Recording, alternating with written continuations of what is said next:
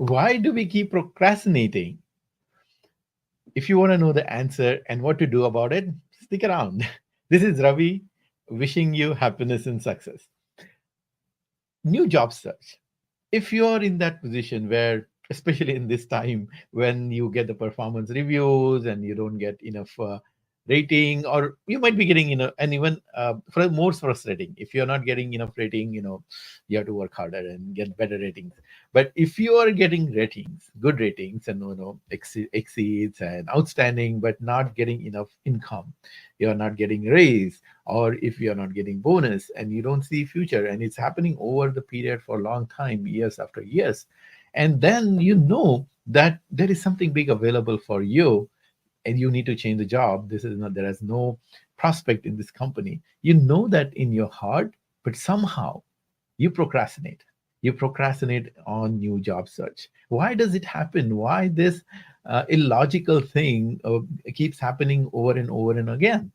One, your logical mind is saying enough is enough. You tried it hard, you tried your best, you're giving like blood and sweat and family life for this, literally blood in cases, because for some people who work really hard, their it takes toll on their health.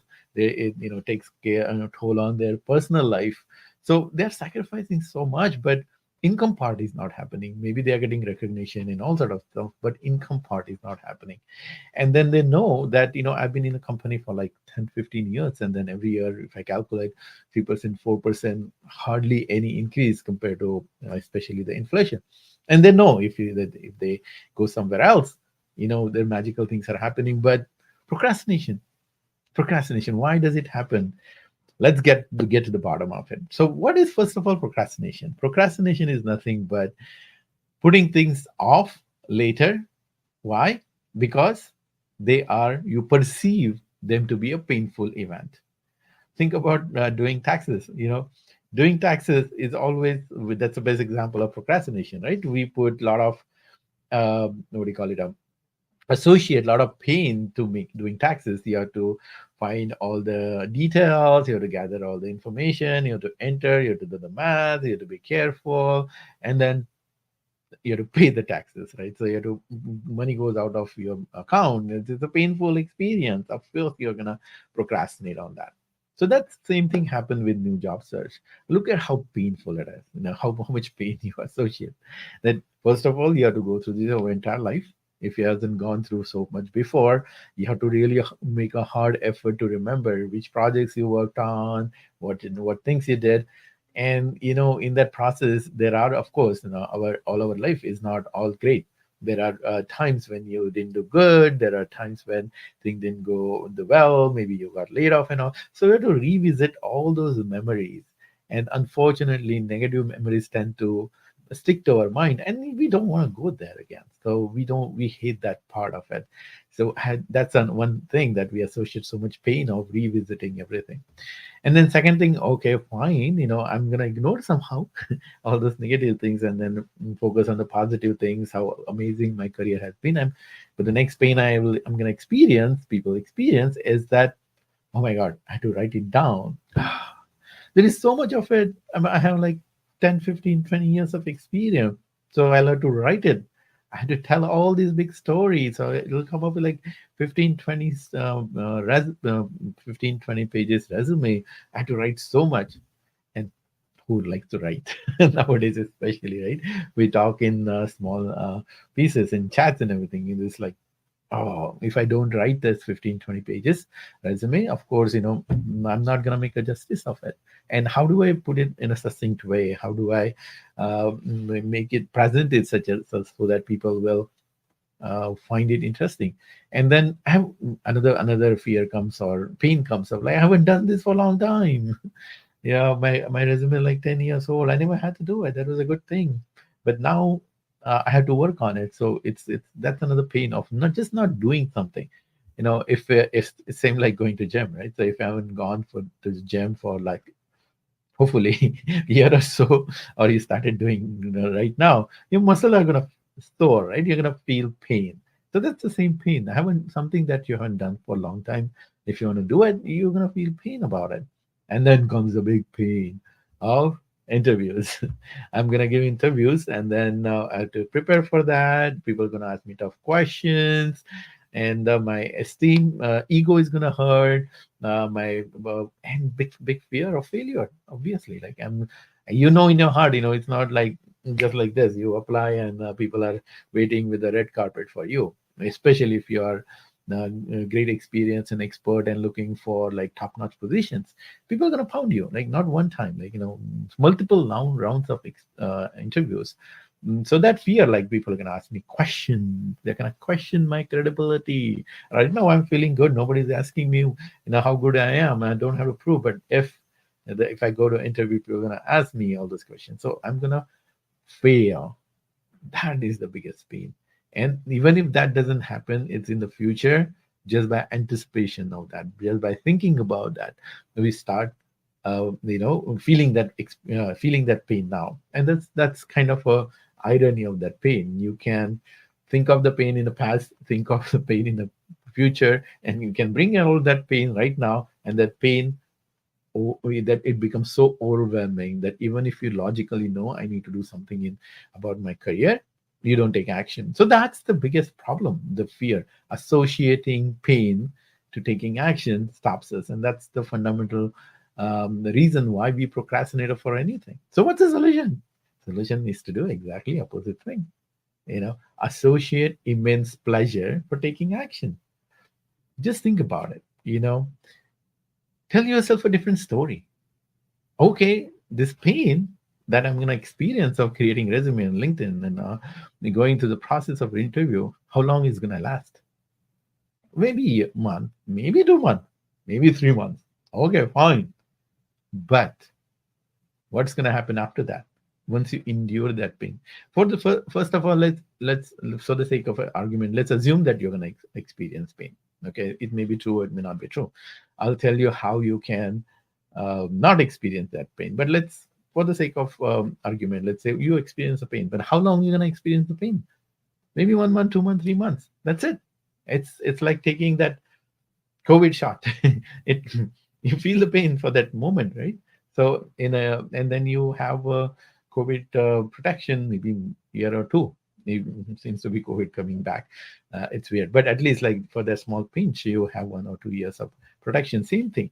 Maybe that pinch of 2 3 months, and then what happens once you get that shift to the next level? Maybe 50% in higher income. That has happened for so many of my clients. It can happen to you too, right? It's possible. I'm not I'm a psychic to, or some divine power to tell you that, oh, it's going to happen for you for sure, but it's possible. Right? In your heart it is possible. But if that happens, then you have the eternal pleasure. So that pain that you're going to experience, even the rejection that you're going to get, even the questioning that you're going to get, that's all these things is temporary. So knowing that this pain is temporary, that's the one solution. And second solution is to focus on the pleasure part of it. Our energy goes where we focus. If you focus on pain, that's where the energy goes, and that's where the procrastination comes, and you will never take action. But if you focus on the good part of it, what happens? What happens if you take that leap of faith and jump the 50% income? Just imagine, how long it's going to take you to bump up your income by 50% where you are. Another like 5%, 5%, 10 years. Who knows what happens after 10 years? By that time, probably burger or like a McDonald's sandwich will cost $25. Who knows, right? So it's all. So instead of that, think, focus on this, that I want to get this big jump in income in next few months. And just imagine what that brings to you, how proud you will feel, how liberated you would feel from this constant repeat of a small increment every year they are getting. Paint the vivid picture for yourself. You will feel that liberated. You will feel that amazing. And of course, money. Money buys a lot of happiness. They say that money doesn't bring happiness. That's total nonsense. Money does bring happiness. Money brings. There are two about this one particular thing, right? Money, there are two things. One kind of happiness that money can never buy, and there is another kind of happiness that only money can buy, right? For example, love of your kids or relationship, your peace of mind, that obviously money cannot buy. But if you want to buy Tesla, your peace of mind is not going to buy. You have to have the money. So, and then of course, having Tesla, knowing giving them happiness. Having those iPhone for your kids brings the happiness. Having that MacBook Pro giving to your kids brings the happiness. Taking those vacations brings the happiness. And all that, for all that you need money. Otherwise, billions of humans wouldn't be chasing the money. There is a reason behind it. So the so the point is just focus on the happiness and joy that money is going to bring to you. But forget about you. You may be very frugal and you say, oh, my life is not going to change. I'm like, I don't splurge on things. But think about your family, how their life changes, how changes, how your spouse's life changes, how your kids' life changes, how what you can do for them. Just imagine what happens with that extra money that you can do. That's the formula. Notice that your pain of taking action is temporary, and the pleasure that you're going to get out of it is eternal. Because once you're in that high bracket, you're not going to go down. Maybe if something really catastrophic happened, then you have to take pay cut, layoff, or whatever. It can happen. But again, like you have been at that place, you would be able to step up. So it's rest of your life. Rest of your life it changes. So once you start focusing on that part, then you can destroy this procrastination. So do that. Destroy this procrastination of taking action. And here's an interesting thing, right? If you do it step by step, it becomes even easier. And there is a formula called 1 plus 1 equal to 11. And that's what we teach in our program. That, start implementing this career transformation shifts that I explained in my webinar, theleaderinsideyou.com/free training, starting from today itself, starting from tomorrow when you go to office.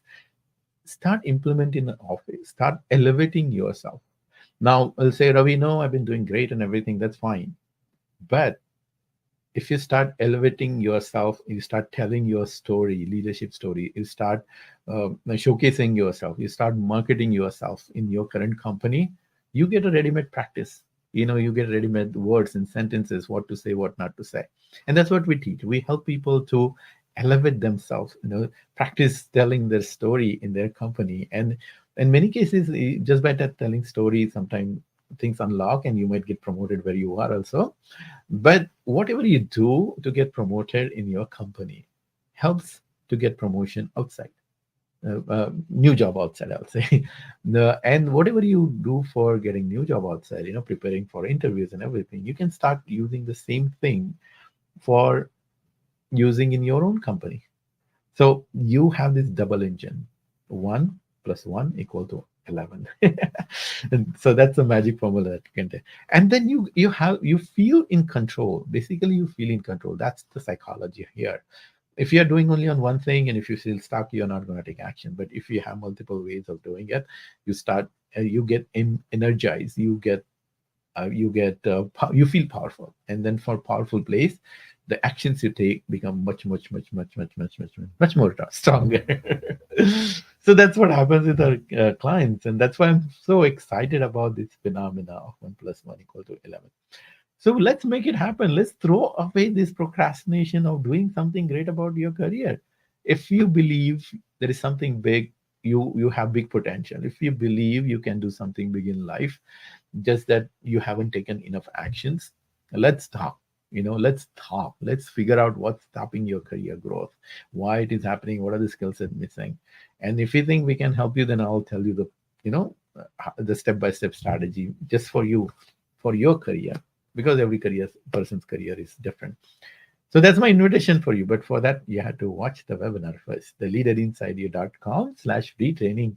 And at the end of the webinar, you will get a link to book a call with me or one of my coaches. And book the call if you're really serious about it, if you're really committed. If it is just a casual thought, or let me check out what Ravi is saying, I'm saying a lot because you might have heard a lot of videos from me. So you can just go and watch watch whenever you get free time.